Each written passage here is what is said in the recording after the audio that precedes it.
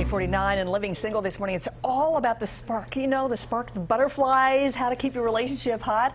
Joining us with a few suggestions to heat up your love life is relationship expert and founder of FlipMe.com, Rachel. Thank you so much for being here. I love it when you're here. Oh, thank you for having me again. Because everybody gets the little butterflies at the beginning, and then after a while in a relationship, you're like, hey, how are you? And then that goes away. But how can you keep it back? That's what's important here. It's so true. You have all those butterflies in the beginning, and how do you sustain that? Well, I think the biggest thing you can do is start with a date night. Yeah, it's kind of cliche, but you got to keep them going, right? It is. You get kind of forgotten about along the way of mortgages and kids, or even if you're just living together, you know, you need to have those date nights at least once every 2 weeks. I say once a week. Oh, I would think so, because it's time when you're just concentrating on the two of you, and him, and that's that. All right, next, you got to throw some competition into this to keep things going? Yeah, it's all about the physical competition. So you got to raise those dopamine levels. So I say go out and play racquetball or tennis, or even if it's ping pong.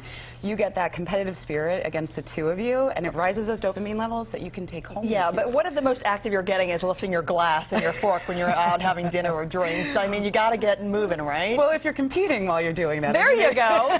And then you can really get things steamed up if you have one or two or three too many. Don't have too many. Okay, perfect. And now I love this one. Leaving notes around the house is one of the favorite things. This is my favorite thing in the world to do to kind of keep a relationship a little spicy, is leave little Post-it notes or even any sort of notes. People love to see things in writing. Just little things, right? Yeah, I'd leave it in his wallet or a briefcase or her purse, and it can be, you know, as scandalous as you want or as sweet as you want. My husband used to do that, and then he'd get 2 gummy bears and like put them together, like all cutesy. My husband's like the chick, I'm the guy.